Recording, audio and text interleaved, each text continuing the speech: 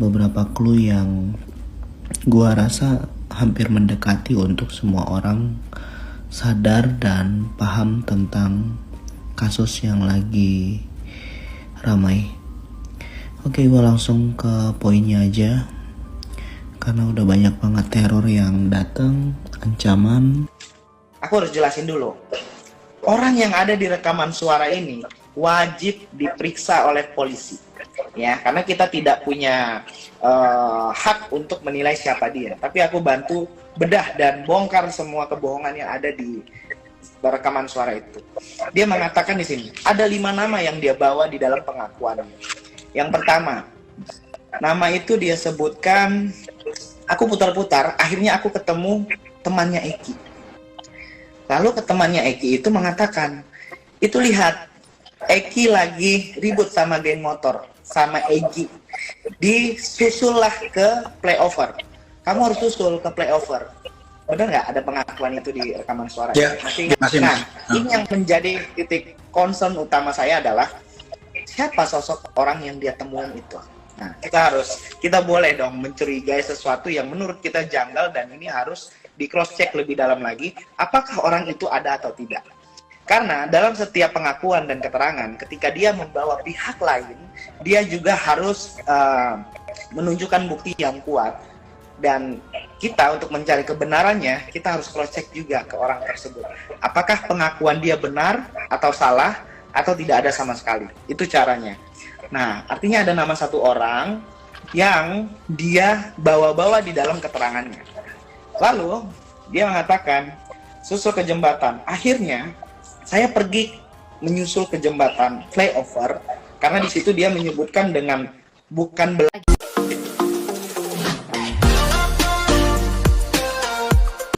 Ketua RT ungkap gelagat mencurigakan Peggy DPO kasus Vina Cirebon.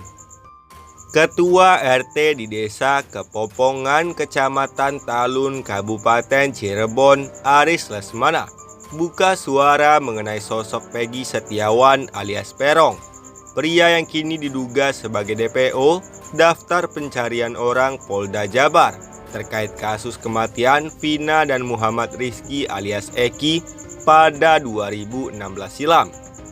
Aris Lesmana yang telah menjabat sebagai Ketua RT sejak 2015 menyatakan Peggy Setiawan jarang bergaul dengan tetangga sekitar. Menurut Aris, Peggy lebih sering berinteraksi dengan orang luar. Dia, Peggy Setiawan, di sini juga nggak suka bergaul. Malah yang saya tahu, dia kalau main sering keluar bukan sama pemuda di sini, ungkap Aris. Aris juga mengungkapkan bahwa sebelum Idul Fitri 2024, ia jarang melihat Peggy Setiawan di rumah neneknya di Cirebon. Sebelum Lebaran kemarin, saya nggak pernah lihat Peggy, ujarnya. Namun setelah Idul Fitri 2024, Aris beberapa kali melihat Peggy Setiawan di rumah neneknya. Rumah nenek Peggy berada tepat di samping rumah paman Peggy, yang menjadi langganannya untuk memperbaiki sepeda motor. Lumayan sering sih lihat Peggy pas setelah Lebaran, karena saya sering ke rumah pamannya yang ada di samping rumah Peggy buat beresin motor saya. Soalnya kan pamannya Peggy itu buka bengkel di situ, kata Aris. Aris juga mencatat perilaku mencurigakan dari Peggy saat tinggal di rumah neneknya. Setiap kali keluar rumah, Peggy selalu memakai masker dan topi. Pas habis Lebaran, juga kan suka lihat Peggy, tapi setiap keluar rumah, dia suka pakai masker sama topi. Kalau nggak pakai topi, ya pakai jaket yang ada kupluknya sama maskernya juga, ucap Aris. Aris juga menceritakan bahwa pada tahun 2016, polisi sempat mencari Peggy di rumah neneknya.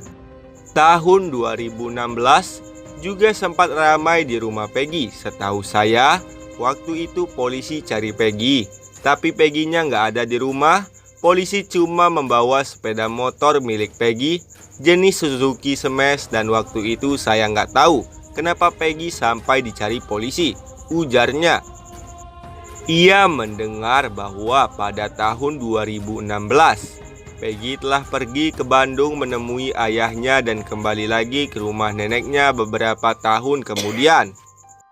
Tahun 2016 saya dengar Peggy udah pergi ke Bandung tuh, tuturnya. Saksi kunci kasus Vina mengaku pernah didatangi ayah Eki, Ibtu Rudiana, ditanya soal pelaku pembunuhan. AF, saksi kunci kasus pembunuhan Vina dan Eki di Cirebon, mengaku sempat didatangi oleh ayah Eki, Ibtu Rudiana, setelah insiden pembunuhan terjadi pada 27 Agustus 2016 silam. Menurut AF, ayah Eki bertanya soal insiden pembunuhan tersebut kepada dirinya. Ia pun memberikan informasi tersebut. Waktu itu ada bapaknya almarhum Eki menanyakan ke saya. Dia menanyakan, apakah kamu tahu semalam ada kejadian ribut-ribut di sini? Saya spontan bilang iya tahu. Ujar AF di Bekasi pada Kamis 23 Mei 2024. Ibtu Rudiana yang kala itu menjabat Kanit Narkoba Polresta Cirebon menanyakan apakah AF mengetahui pelaku yang terlibat. Terus dia bertanya, kamu tahu pelakunya? Ya saya tahu. Biasa nongkrong di mana? Itu Pak di depan. Saya begitu saya cerita kepada bapak almarhum Eki, ungkap dia. Setelah itu kata AF, Ibtu Rudiana yang kini menjabat Kapolsek Kapetakan di Kabupaten Cirebon memberikan nomor ponselnya kepada dirinya dan meminta agar diberitahu apabila melihat pelaku. Udah begitu dia langsung kasih nomor HP-nya ke saya. Dia bilang nanti kabarin saya ya kalau anak-anaknya pada nongkrong. Hari itu juga sore jam 5 saya langsung kabarin Om Rudi itu, ucap AF. AF mengaku menyaksikan detik-detik Vina dan Eki dibunuh pada 27 Agustus 2016. Kala itu ia mengaku tengah berada di sebuah warung dan melihat kedua korban menggunakan sepeda motor. Tiba-tiba datang rombongan yang langsung melempari Vina dan Eki dengan batu lalu mengejarnya. Kalau kejadian itu kebetulan posisi saya lagi di warung. Terus ada pengendara motor yang pakai seragam yang bertulisan XTC.